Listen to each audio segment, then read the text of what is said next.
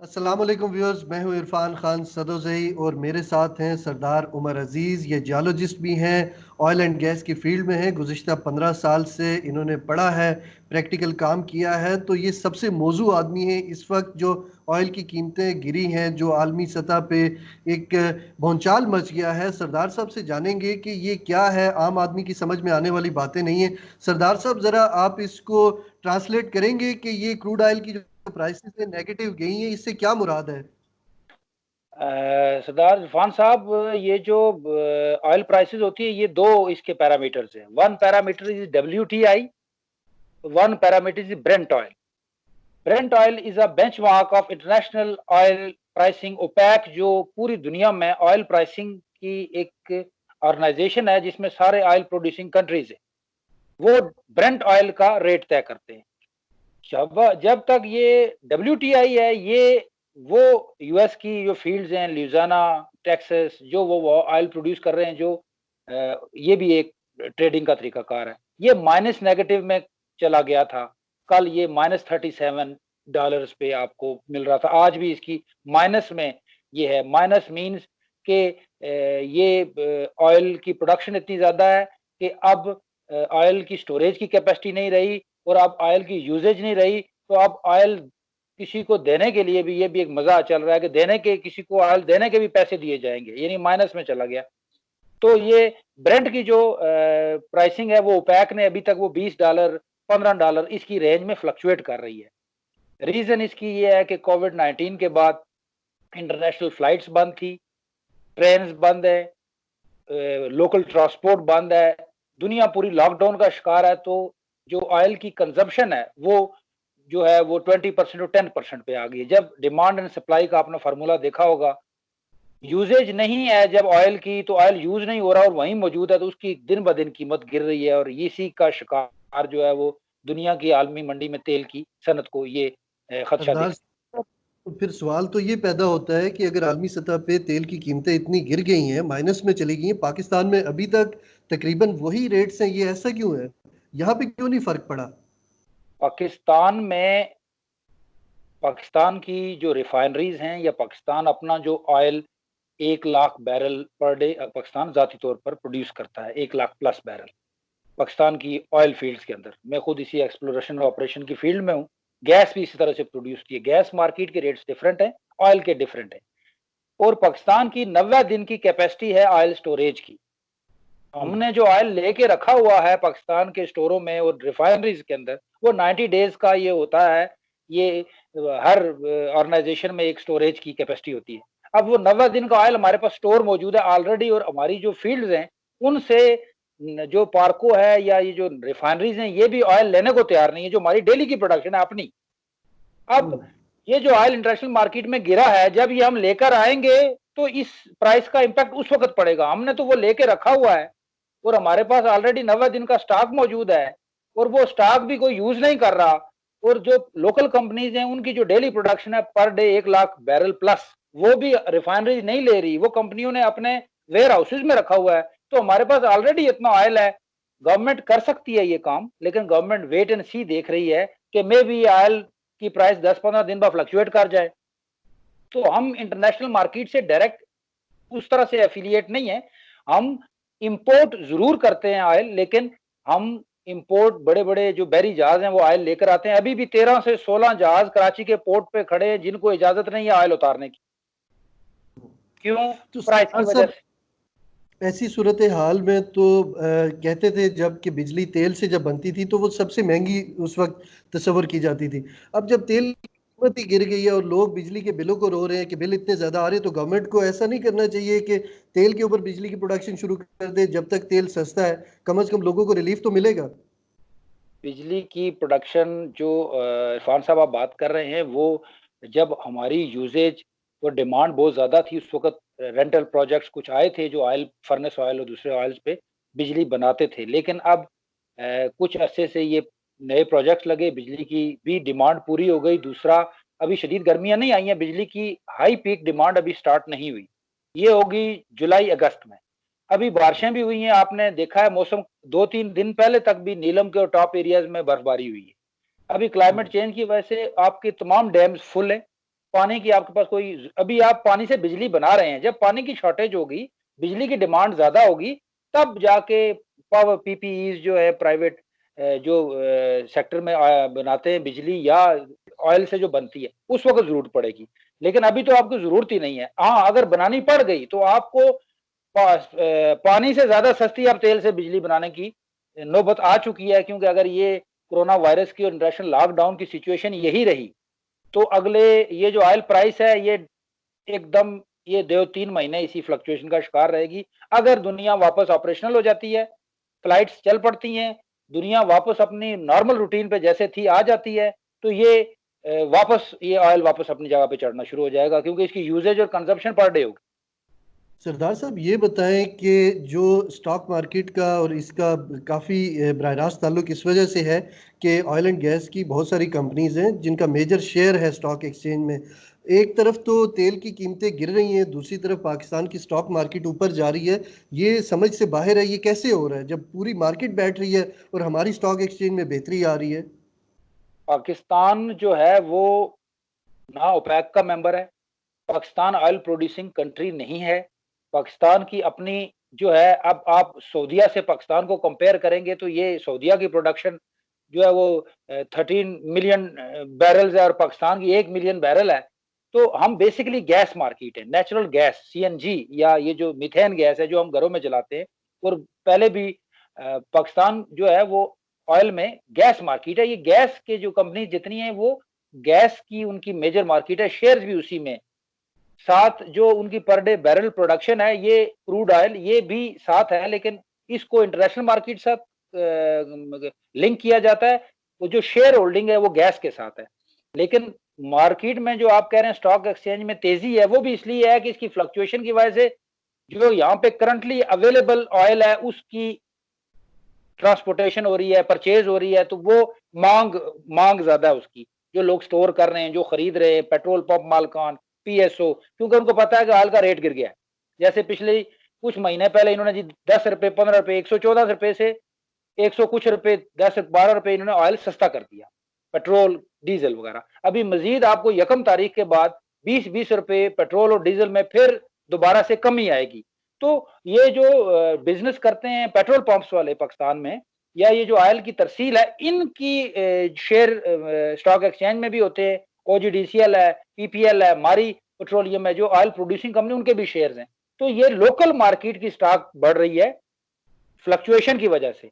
जो ये rate high हुआ तो यहाँ फिर मंदी का शिकार हो जाएगा। अभी ये इस इंटरनेशनल सिनेरियो में पाकिस्तान की जो स्टॉक एक्सचेंज है वो बेनिफिट उठा रही है, अब क्योंकि जब पूरी दुनिया की जो मईशत थी वो बैठी हुई थी, आप समझते हैं कि तेल की कीमतें नीचे जाना ये ब्लेसिंग इन डिस्गाइज है पाकिस्तान के लिए, क्योंकि पाकिस्तान सऊदीया से तेल लेता है और फिर वो डेफर पेमेंट्स एक जो उन्होंने एक तरीकाकार तय किया हुआ था, तो पाकिस्तान को फ़ायदा है ऐसी सूरत हाल से, या फ़ायदा उठा सकते हैं।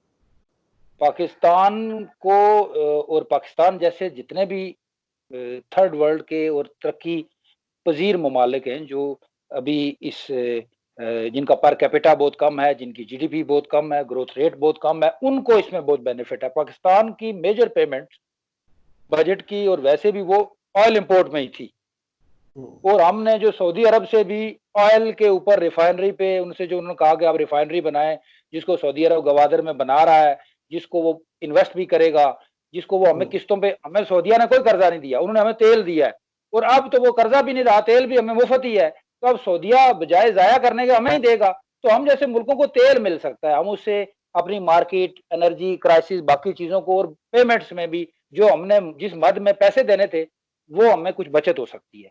ये हम जैसे पाकिस्तान जैसे और बाकी अफ्रीकन कंट्रीज और जिस तरह के गरीब ममालिक हैं उनको तो फायदा है, लेकिन जो बड़ी ऑयल जॉइंट्स हैं, यूएस है, नॉर्वे है, सऊदीया है, सऊदीया तो की पहली इनकम ऑयल है और दूसरा इनकम हज है, उमरा है।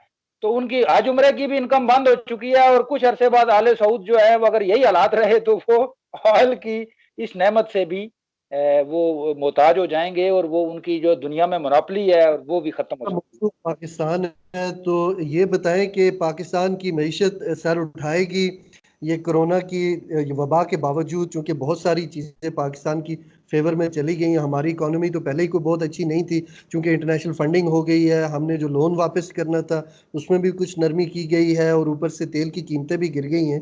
तो आप मईशत को भी अच्छा समझते हैं, ये बताएं पाकिस्तान की मईशत में बेहतरी आएगी? पहली बात है कि वो एक मुहावरा है इंग्लिश का कि we will find every opportunity in every disaster.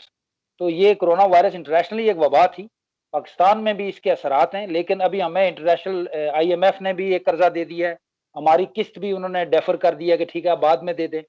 उसके बाद हमें जो इमदाद मिलनी थी मुख्तलिफ मद में, और ऑयल का भी हमें एक और चीज़ हो गई है कि हमने वो पेमेंट जो ऑयल की इम्पोर्ट में देनी थी वो भी हमें उसमें हो गया। लेकिन जहाँ तक इकॉनमी का ताल्लुक है वो सिर्फ ऑयल से जुड़ी हुई नहीं है। पाकिस्तान को सिर्फ बेनिफिट ये है कि ये एक एग्रीकल्चर मुल्क है, ये ज़राई मुल्क है।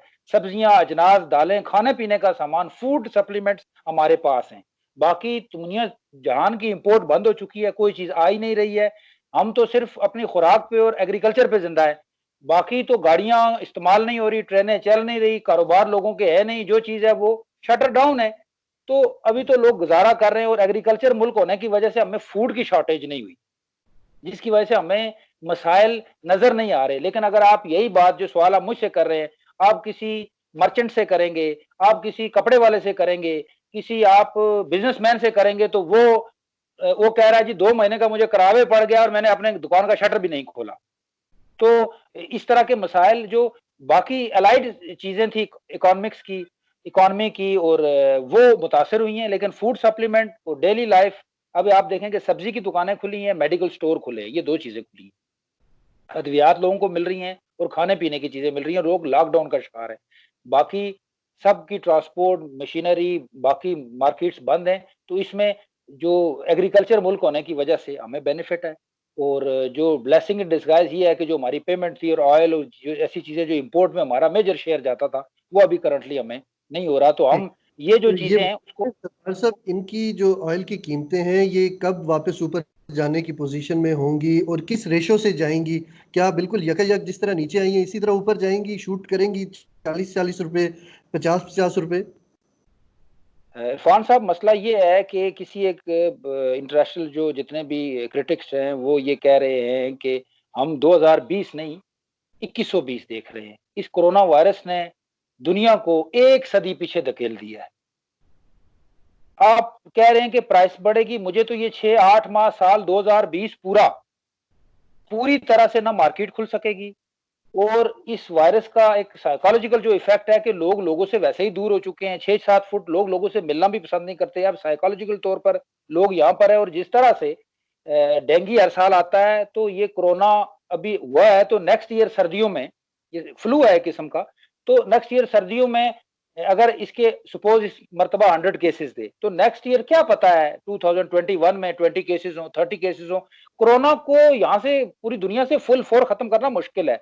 और बिल्कुल। जहां तक आपका सवाल है, तो उसमें ये है कि ये हम पीछे चले गए हैं। अभी प्राइसेस जहां तक बढ़ेंगी, प्राइसेस उस वक्त बढ़ेंगी जब इंटरनेशनल तमाम एयरलाइंस ऑपरेशनल हो जाएंगी। इंटरनेशनल जितनी दुनिया में ट्रेन सर्विसेज हैं, पाकिस्तान की ट्रेन सर्विस बंद है, पूरे शहरों में ट्रेन सर्विस चलेगी। जब टैक्सियां चलेंगी, रक्षा चलेगा, मोटरसाइकिल चलेगा, जब पहिया चलेगा पूरी दुनिया का, तो तब जाके ऑयल प्राइस वापस आएगी। और वो कब चलेगा, इस बारे में तो यूएस भी परेशान है, यूके की भी डेली रिपोर्ट्स आपको आती हैं, आप खुद मीडिया से ताल्लुक रखते हैं कि सिर्फ अमवात का ही जिक्र है कि आज इतनी डेथ्स हो गई। तो अब हम्म। इंसान को भी मौत का खतरा है। तो पहिया प्राइसेस ये चीजें तो अभी जो दुनिया के ऑयल कंपनीज हैं, लोग हैं, वो खुद परेशान है, वो देख रहे हैं कि जब ये दुनिया ऑपरेशनल होगी तब चीजें नॉर्मलाइज होंगी, वरना ऑयल प्राइस माइनस में ही रहेगी।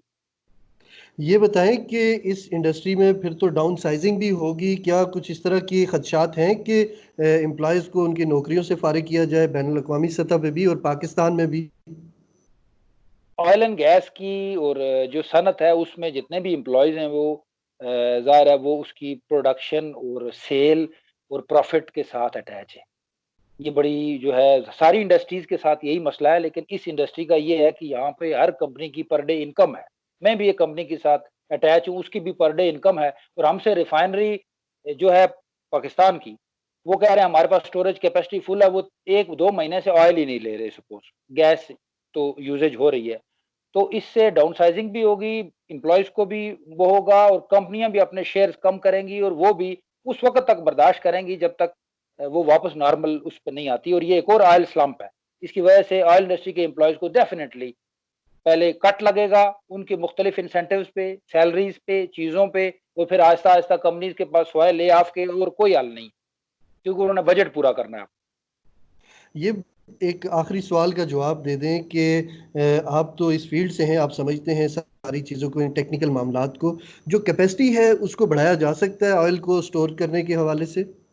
बढ़ाया जा सकता है इरफान साहब, लेकिन मसला ये है कि दुनिया पूरी बाशमूल पाकिस्तान, पाकिस्तान तो ज़ाहिर है दुनिया के एक तरक्की पजीर ममालिक में है, तरक्की याफ्ता ममालिक भी, उनके भी डिजास्टर्स आते हैं, अर्थक्वेक्स आते हैं, मुख्तलिफ चीज़ें आती हैं, दुनिया में बड़े बड़े मसाइल होते हैं, लेकिन 10 दिन 15 दिन महीना इस तरह के लॉकडाउन और ये मुस्तकिल इस तरह की पेंडेमिक की कैफियत में तो हम 1920 में आए थे, उसके बाद इन चीजों के लिए लोग तैयार ही नहीं थे। और फिर इतनी तरक्की के बाद तो मेडिकल साइंस की और नासा की तरक्की के बाद लोग ये सोच रहे थे कि कोई मसला ही नहीं है। अब ये कैफियत ऐसे हो चुकी है, कैपेसिटी बढ़ाई जा सकती है, लेकिन जो कैपेसिटी ऑलरेडी है वो फील्ड है। कैपेसिटी बढ़ाने में भी इंस्ट्रूमेंट्स चाहिए, सक्शन टैंक्स चाहिए, स्टोरेज बड़े बड़े टैंक्स चाहिए, उनकी इंस्टॉलेशन चाहिए, वो लोग कौन करेंगे? अभी तो आप इतने हाईटेक प्रोफेशनल कहाँ से लाएंगे? फिर आप इनको ट्रांसपोर्ट कैसे करेंगे? फिर आपको उनको वहां पहुंचाना है। अगर ये लॉकडाउन नरम होता है और इस तरह की पोर्ट से और चीजें, बहुत सारी चीजें इंपोर्ट करवानी पड़ेंगी मुख्तलिफ मुल्कों से, तो बढ़ाई जा सकती है। लेकिन आप बहुत मेहनत करके भी 1 महीने की बढ़ा लेंगे और 1 महीने में दोबारा कैपेसिटी वहां चली जाएगी, आप कितनी बढ़ाएंगे? क्योंकि अभी हमें सर पे पड़ गई है, अचानक ये मामला हो गया। मैंने आपको बताया कि 90 दिन की पाकिस्तान की कैपेसिटी है, पाकिस्तान मजीद 90 दिन की कर ले, हम्म। आप और स्टोरेज, ये स्टोरेज ही हो जाएगी, इसकी यूजेज नहीं है। क्योंकि हर बंदे की गाड़ी खड़ी है, पेट्रोल पंप वाला भी वहीं बैठा हुआ है, जहाज भी खड़े हैं, ट्रेनें भी खड़ी हैं, लोग भी खड़े हैं। और लॉकडाउन का जो कंजम्पशन 100% होती थी वो अब 5% है सिर्फ, तो अब 95% हर मंथ की स्टोरेज हो रही है। बहुत शुक्रिया सरदार उमर अजीज़ साहब, आपने बहुत मुफीद मालूमात दी। ऑयल प्राइसेस तो फ्लक्चुएट करती रहेंगी, ये एक मसला बना रहेगा, आपसे इंफॉर्मेशन लेते रहेंगे, नाज़रीन को देते रहेंगे। बहुत शुक्रिया, आपने हमारे साथ वक्त गुजारा, मुफीद मालूमात दी। इंशाल्लाह आपको फिर ज़हमत देंगे हम। बहुत शुक्रिया इरफान साहब, थैंक यू वेरी मच।